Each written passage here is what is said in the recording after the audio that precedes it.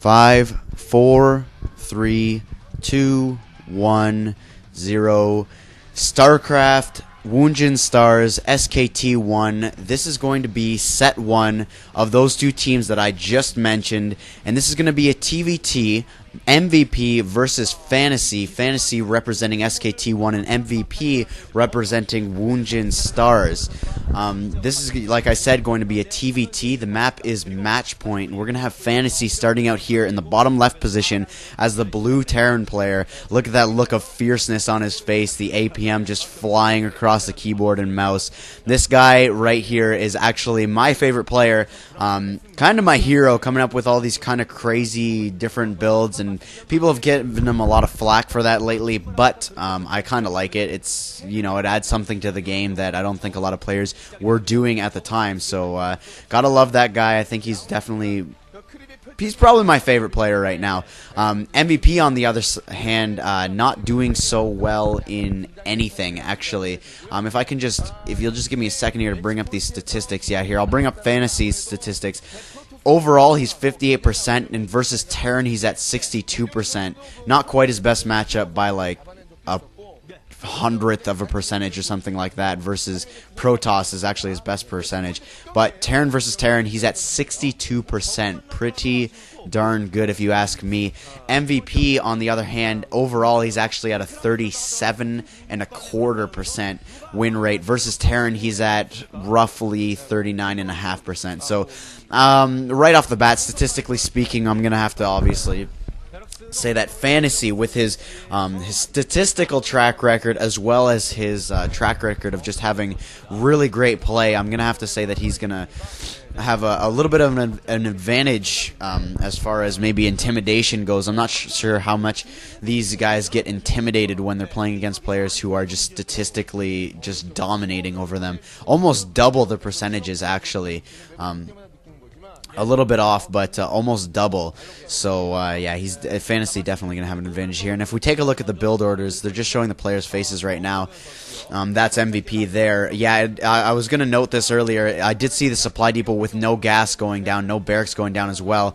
So, yeah, the barracks is now going to come alongside that second command center that is up for MVP. MVP is, again, the yellow, or no, he's the white player, playing at the top right, and he has gone for a 14 command center, and it looks like Fantasy here was looking to go for just a standard one fac into command center build, and it looks like this SCV is going to slip past it, and Fantasy is going to scout this out, that is a 14 command center. So yeah, so we're gonna have to see if Fantasy is gonna be able to react to this. Typically, what I would expect to see here is probably some kind of 2-fac vulture play.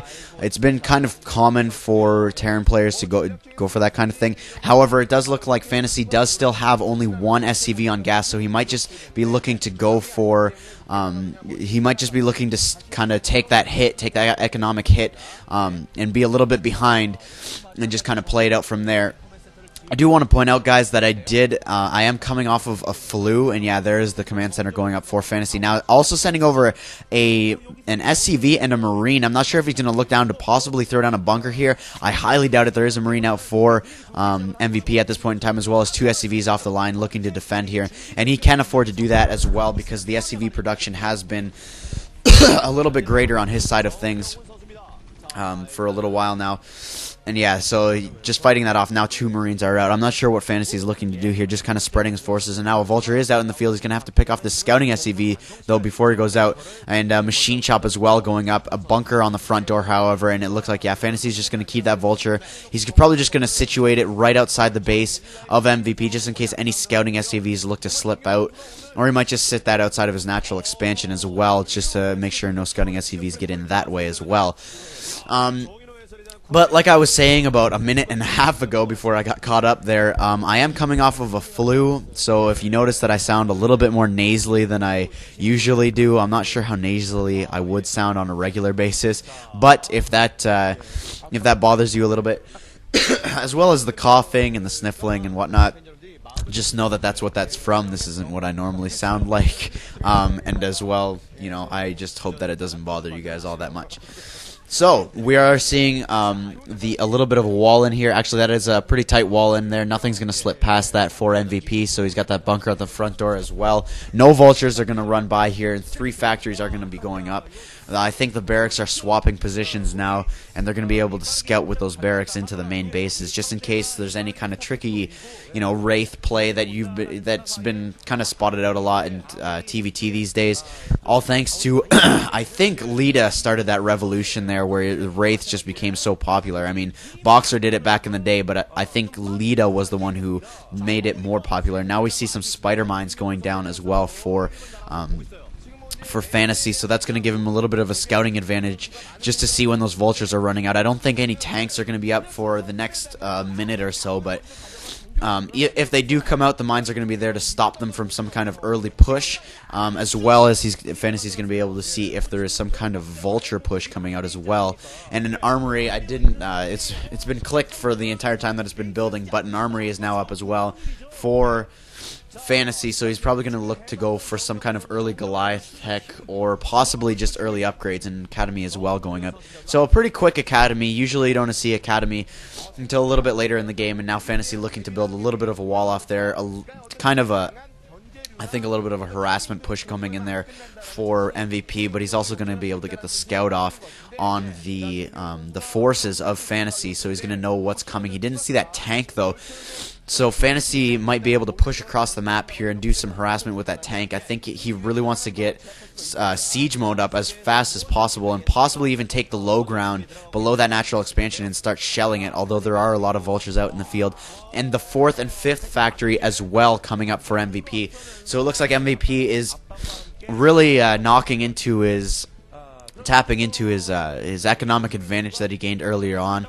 And he's going to try to push this one home, just out macro Fantasy. And I still have yet to see what Fantasy is going to do to counteract this. I mean, he's really just playing a standard game as though he's on par or possibly even ahead of his opponent, which is not the case. So Fantasy, like I said, he's going to have to do something to, I think, combat this, because if he lets MVP run wild with this, that's definitely going to work into his disadvantage.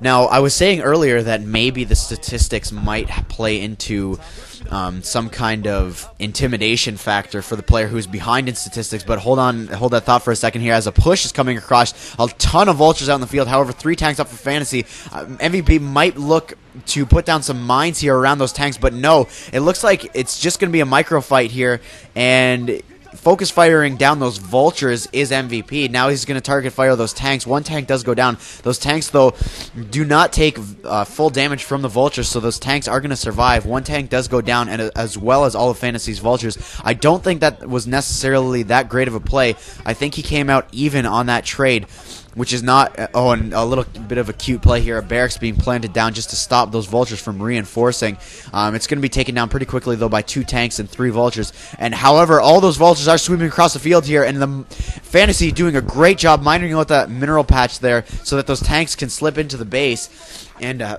be defended by those vultures. So some pretty good play coming out from both players. And 2 starports now going down for MVP, so he's going to... possibly switch to Wraith play, or he might just be looking to mass pump some kind of dropship fleet. And it looks like Fantasy might actually be catching up at this point, because he's now throwing down his 5th factory, his 2nd machine shop, doing some more upgrades as well. I'm not sure actually what he has left to upgrade, possibly Vulture Speed, but I thought he had that at that point. And 1 starport actually being canceled there, so he is going to go for possibly 1 Wraith and then follow up with some drop ships. But anyways, again, getting caught a little bit off track there by some of the action that was happening here in a TVT, no less. But anyways... like I was saying, maybe the statistics are play into the person whose statistics are better than his opponent as well, because maybe he might get a little overconfident, like I thought Fantasy was doing that whole time, just in allowing his opponent to just kind of sit on that economic advantage. And now MVP is expanding again to the bottom right. But maybe that's the case, that he got. If your statistics are so much better than your opponent, maybe you feel comfortable just playing standard play and letting your opponent take an advantage here or there, rather than the statistics playing into the intimidation factor for the player who's behind statistically. But anyways, back to the game here. No